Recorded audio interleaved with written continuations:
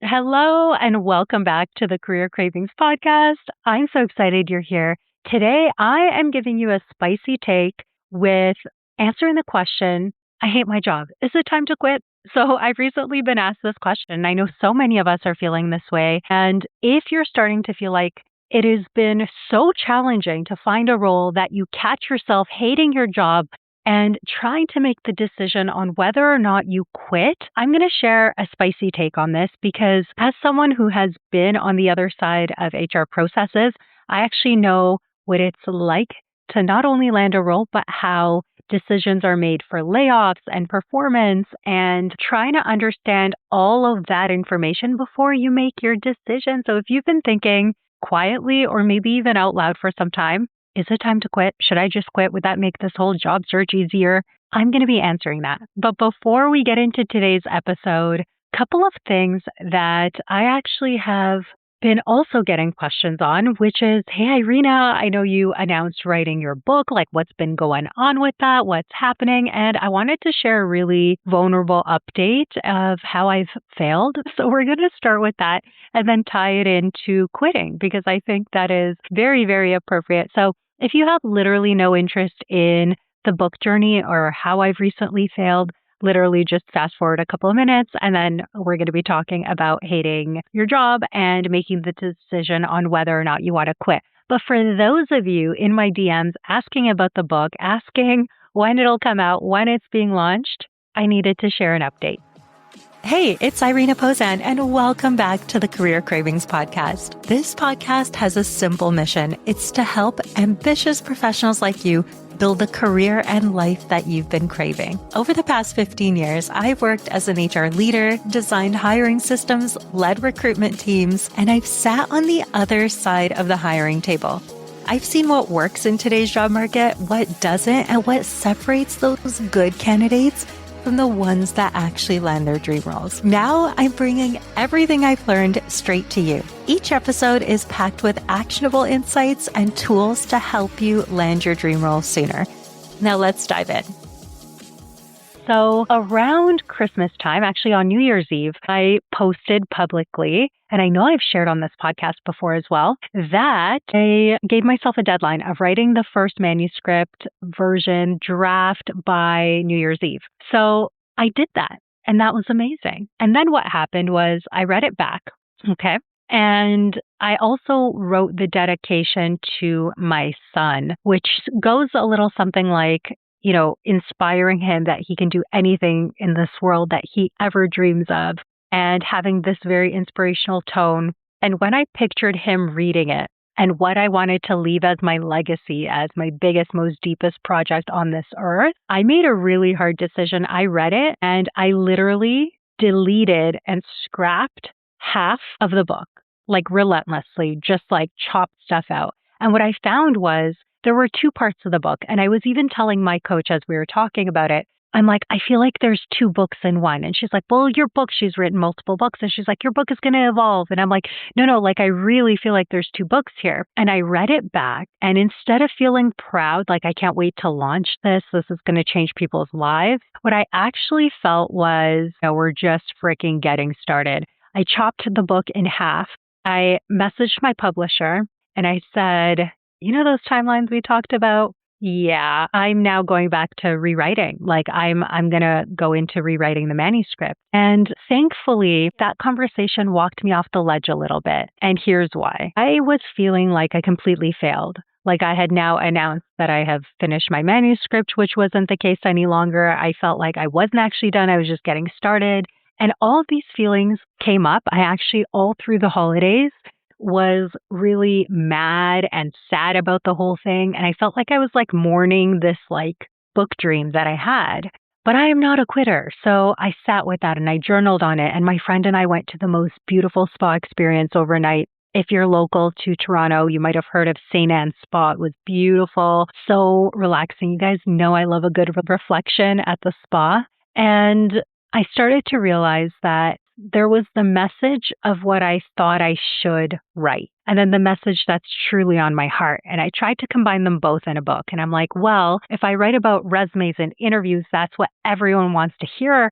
from me on. And I actually discovered that the first half of the book was where my heart laid. And that was the message that will never be outdated. And that is the message that is my legacy. And that is the message that I'm going to be proud that my son reads in 20 years from now. And when I put it that way, I'm like, you know what, Irina?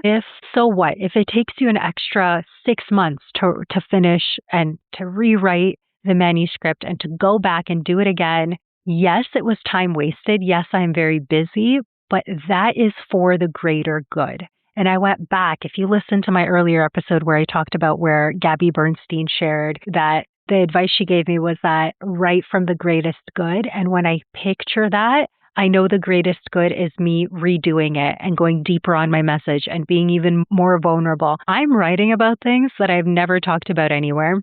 I'm sure I'll bring some of that to the podcast, but there has been so much healing and so much discovery of the topics within career that I'm the most passionate about. So all to say, this journey may take a little bit longer. I actually started losing hope that I would even launch it this year. So we'll see. I don't have a launch date yet. I just wanted you to know that finished the manuscript, went into editing it, fully chopped it in half, removed every single chapter on resume tips and interviews. And now this is going to be a timeless book with career advice that literally anyone at any stage can use and feel inspired by. And that's the message deepest on my heart right now. I feel like writing about resume tips, I mean, the market changes all the time, and that's not a book that I would pick up to read. I mean, that's what you get coaching for and courses and even come to this podcast for. So anyway, I thought I would admit that to you. I have been embarrassed about it and keeping it to myself. I'm in a much better place now in terms of almost being done the second draft and the rewrite, which is so exciting. And then it's going to go into like 4 additional rounds, hopefully just 4 of editing with professional editors.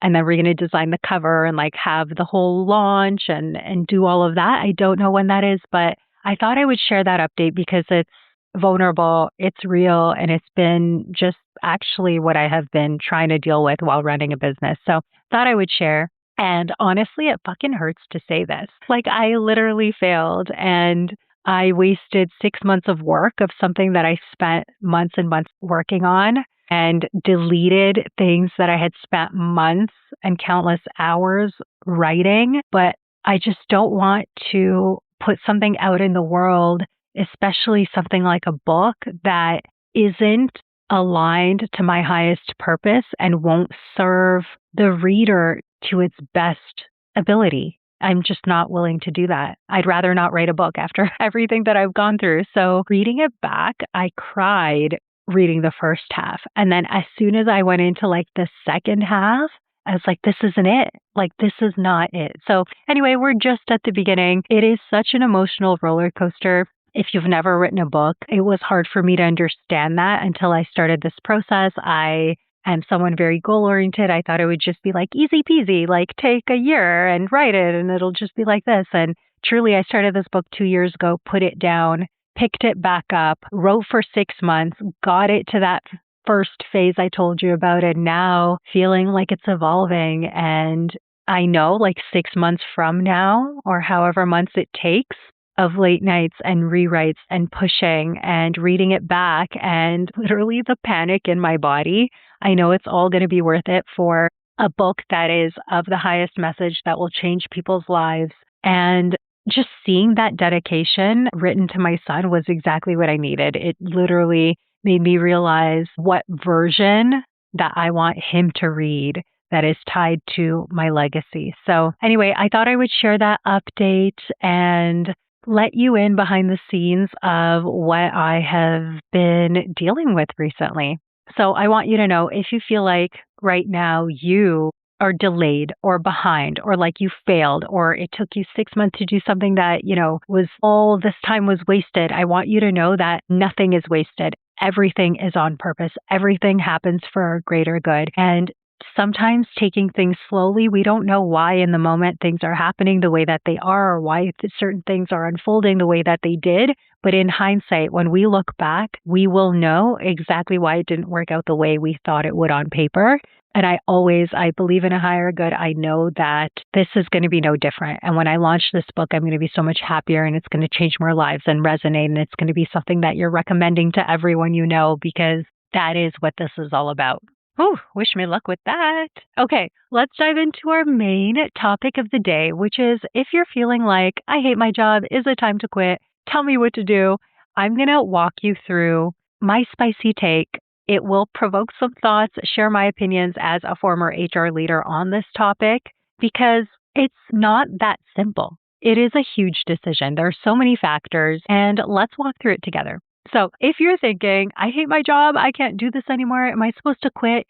Okay, I'm going to just jump right in with this. Let me be real. Quitting in this economy without a plan is the fastest way to make sure your job search is harder, takes longer, and is way more stressful than it ever needs to be. In this economy, in this job market, with companies eliminating roles and freezing roles left, right, and center, most of the time is not the right time to quit without a plan. Now, of course, there are all these nuances. This is not just like a straightforward plan, so I want to make sure you are supported in making the right decision for you. Now, you may have realized that I'm not in the job that I want to be in. That's cool. I have personally been someone who, there were 3 points in my career where I felt like this. I want to quit. The first point was super early in my career. I did not feel like I fit in. And I was literally doing like a manual HR job that was so tactical. There was one person that I got along with essentially, and everyone else was like my grandmother's age. And I had nothing in common with anyone. And I would drive from that office crying all the way home. I remember multiple conversations with my now husband, who wasn't my husband at the time. He was my fiance. No, he was my boyfriend, actually, calling him and just bawling my eyes out and just saying, like, I can't do this anymore. I think I'm going to quit. And he gave me this pep talk that I needed at the time, which I'm going to give to you today. But I remember him just saying, like, Irina, the experience is going to look so great on paper. Think about what you want next. Keep applying. It's going to happen. And then once you have this experience, you can move on to the next thing. And I'm so glad that he gave me that pep talk instead of just saying, oh, yeah, you should quit for sure. Because in the moment, even though I was bawling all the way home, there wasn't anything, I just want to say, happening that was like completely something I couldn't deal with. No one was mean to me. There was nothing. I didn't have any toxicity in the company. I was just really unhappy with the role and felt like I should be further along in my career and knew I was meant for. So I'll just say it. So don't come at me if you're like literally being stuck and forced to work in a toxic environment or have a terrible boss where it's affecting your health or your mental health. That is a different situation. But even in some of the worst cases, my advice is if you have choice to be employed, that is just going to help you land a role so much freaking sooner. Okay, so I'll tell you why this is and why I say it in this way. So there's so many reasons, but number one, people love to hire people who are already employed, and it shouldn't be that way. Absolutely not. Is it fair? No, but it's the reality. So people pretend that, just quit. It's fine. Like, especially if you have the financial capacity to do that and you're in a privileged state where you could do that. Literally quitting without a plan is going to cost you opportunity, because when you are interviewing, there is an unemployment bias. It's wrong. It's frustrating. It shouldn't be the case. And by the way, I will say I have clients every day that are unemployed that land roles. So is it impossible? Absolutely freaking not. They all do this. But does it become harder? Is it so much easier when I'm coaching someone to walk into an interview and say, I'm happily employed, but this is the role that I'm looking for next. I'm excited about this opportunity. Yes, 1,000 times. Yes, yes, yes, yes, yes, yes. So because of the unemployment bias, it is so nice to have that role on your resume. When people look at your resume, you're going to have a slightly higher response rate as well because you are currently employed. Also, when you're interviewing, you're going to have less of the needy energy that comes along with needing a job. Like, I have no paycheck. I better land a role. It's so, so important. You're going to have a lot less than that. So your interview responses will be so much stronger. Now, do I coach people that are unemployed to be able to answer? Yes. But I never want you, especially if you have choice, I never want you to be in this position where You don't want someone to ask like why you left that last role and get into all of the negativity around why you made the decision to leave. Okay, so the first reason is absolutely the unemployment bias. Second, it's harder to land a role while you're unemployed. So this is strategic. It's not emotional. It's taking out all the emotions. Like I was crying literally on my way home from work most days just thinking, I can't do this anymore. But in the end, I stuck with it and ended up moving internally into a promotion role just a couple months after that, which then made my resume incredible. It showed that I was promoted, and then that brought additional opportunities to me. So this is strategic, not emotional. When you're unemployed, there's a couple of things that happen. In the interview process, you have less leverage. So you can't say, oh, yes, I'm exploring so many opportunities. It's like you seem more needy, and that energy can repel opportunities. They're going to think, like, we want the other company, the other side that you're interviewing with to literally be like, what if she doesn't pick us? What if she wants to stay at her company? Right? And I remember when I was, again, employed, I've always been employed looking for work. I'm grateful for that. But again, it wasn't always easy. I wanted to quit like 3 different times and ended up sticking with it because it was the strategic thing to do. Now, again, I have never been like emotionally, I've never had huge issues at work where I felt like I really had to quit. I've had terrible bosses. I've had all those things. I was bored by my work, but I always knew that it would be easier to find a job while employed. So I stuck with it. And then I put everything humanly possible that I could do in my power to land a role as quickly as possible. So it's being strategic in your search and all the things we talk about on this podcast all the freaking time. Okay. So you're going to have less leverage. You're going to seem more needy. And I remember going into my director of HR interview, and one of the last questions the CHRO asked me was actually, Irina, if we give this offer to you, like, will you accept it or will you choose to stay if your company counters? So we want the company to think you've got so many options, including your current company fighting to keep you, right? That's going to bring you more success. When you hear on this podcast, I've recently done a series where I brought on so many past clients to share the secrets behind what's working in today's market. And you hear so many people landed multiple offers in today's market. And the reason they were able to do that is because they had a strategic approach and they were showing up. Some of them didn't have jobs, but they were showing up with a plan. They knew exactly what to do and what is working in today's job market based on data. So the next reason is that you have fewer options. You can't demonstrate competition, right? You can't have your current employer compete with that offer, and this will give you less options. Next, you're just assumed to be less desirable, which is like not true at all, but people just assume it. And people will say like, ooh, why is it taking Irina to like so long to find a job? No one must want to hire her. You know how when you're shopping and the product you want is fully sold out and like all these people are like, no, I want it. No, I want it. Like on Black Friday, for example, you see people fighting for things, or you see a long lineup at the Apple store and you're like, ooh, maybe I need a new iPhone. Like what's going on? It's because when the market shows desirability, we want that too. And that's exactly how hiring psychology works. You also show up with more pressure. So in the interview, you literally feel like, oh my goodness, I haven't landed an interview in a while. And like, if this doesn't work out, I'm going to have no money. They better hire me. And you're also willing to take a lot less often because you have no income. So your bar is lower.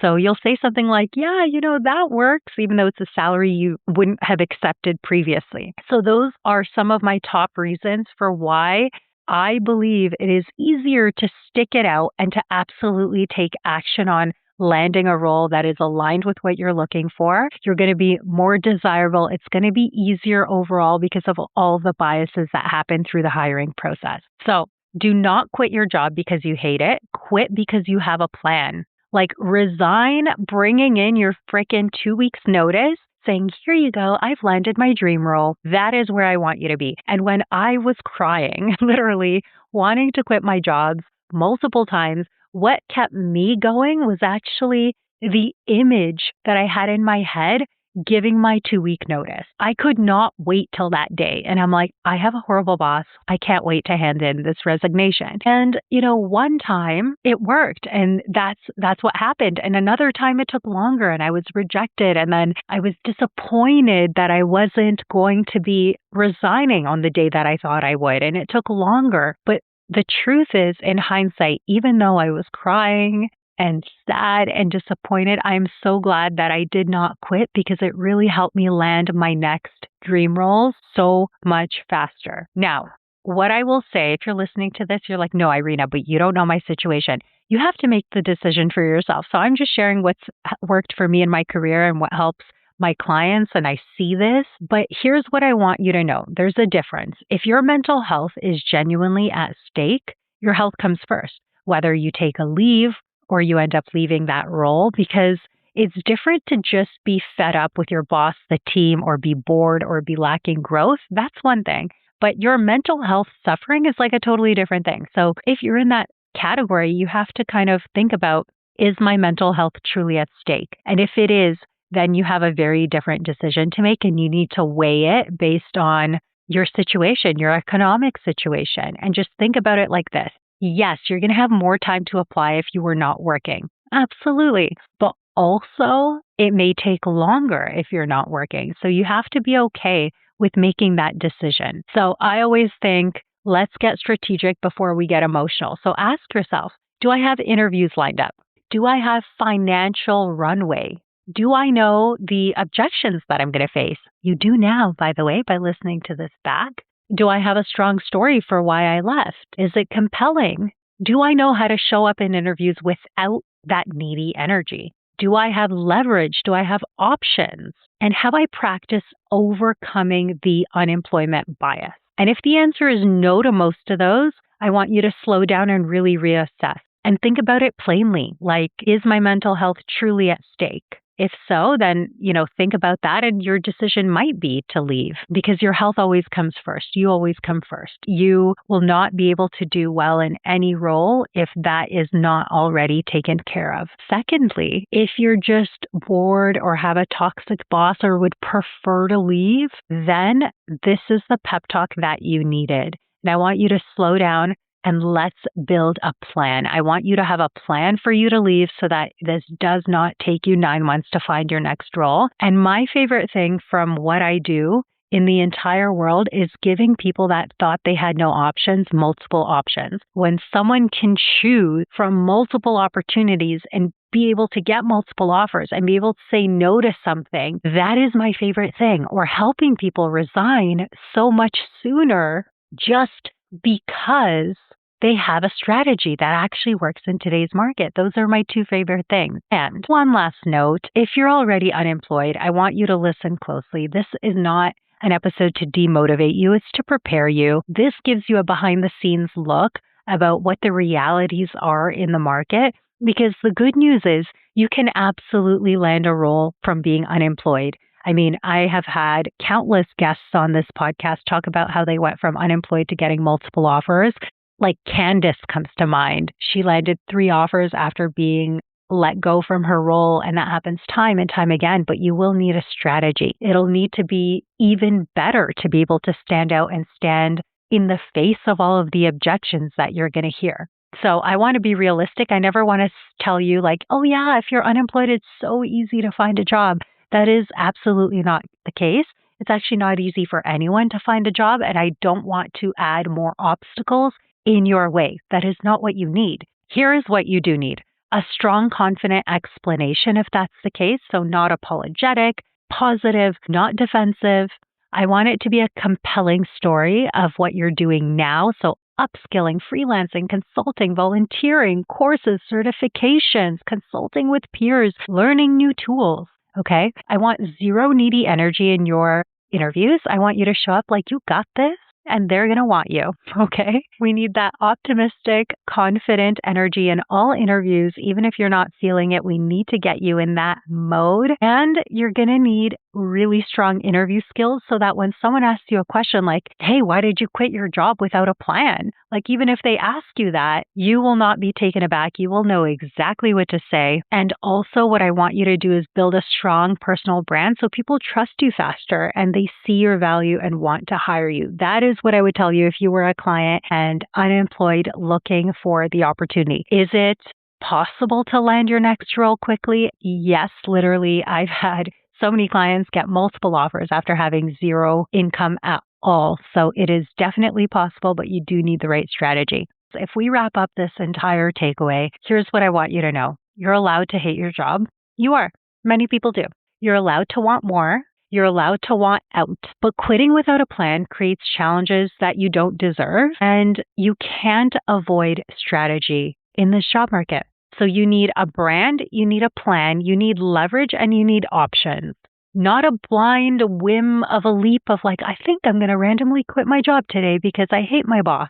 You need not emotional decisions, not burnout-driven decisions and resignations.